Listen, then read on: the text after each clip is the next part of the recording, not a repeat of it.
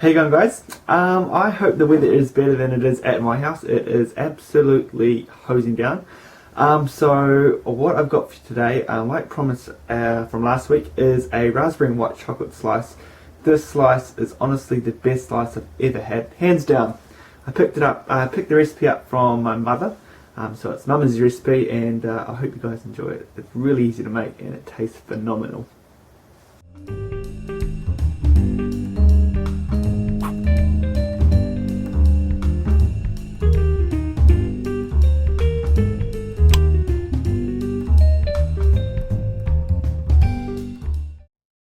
Brilliant. What we're going to start with first is a large bowl, and into this bowl we're going to stick in 200 grams of butter. Make sure it's nice and soft, like a room temperature softness. And we're just going to get an egg beater, our hand mixer, and we're just going to give this a light fluff. It'll make things easier when we add it in our egg and our sugar.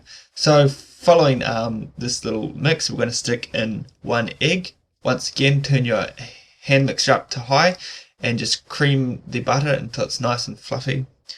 And just to finish off, lastly, we're going to stick in 1 cup of caster sugar. Now you guys are freaking out. It's already got 200 grams of butter and 1 cup of caster sugar. It's a slice. It's not exactly a healthy option, so don't worry. It's a treat. So stick in your 1 cup of caster sugar. Give it a nice mix around until it's really nice and fluffy with our butter. And just to finish things off, we're going to stick in 1 teaspoon of vanilla essence. It'll really give it a nice sort of kick, the actual batter that we're going to make.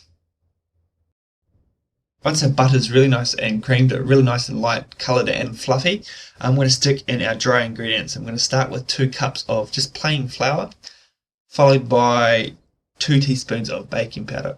Make sure you sift it so you get your lumps out. And all we're going to do is just grab a spoon and we're just going to fold the flour into our butter mixture. At the end of it, you should have a sort of a nice sort of dough that's quite firm to touch, but you can form it and mold it into balls quite easily. And this is essential for when we come to press it into our baking dish.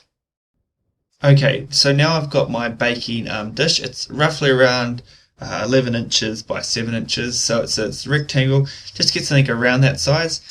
And what we're going to do is make sure it's lightly greased, and then we're going to stick in 2/3 of our batter, our dough mixture. We're just going to press this nice and evenly, as flat as possible, into the bottom of our baking dish, like I'm doing now. The next addition we're going to stick into our baking dish is our raspberries. So I've got 2 cups of raspberries. They're frozen. You can use fresh ones if you've got them on hand. It doesn't really matter. Frozen tends to work better.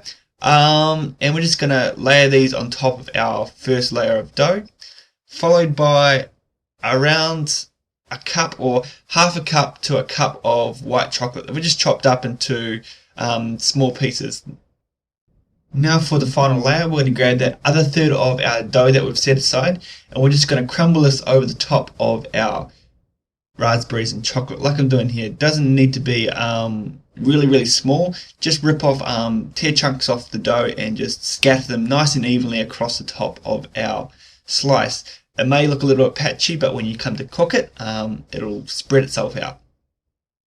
We're going to bang this into a preheated oven at 180 degrees for around 35 to 40 minutes.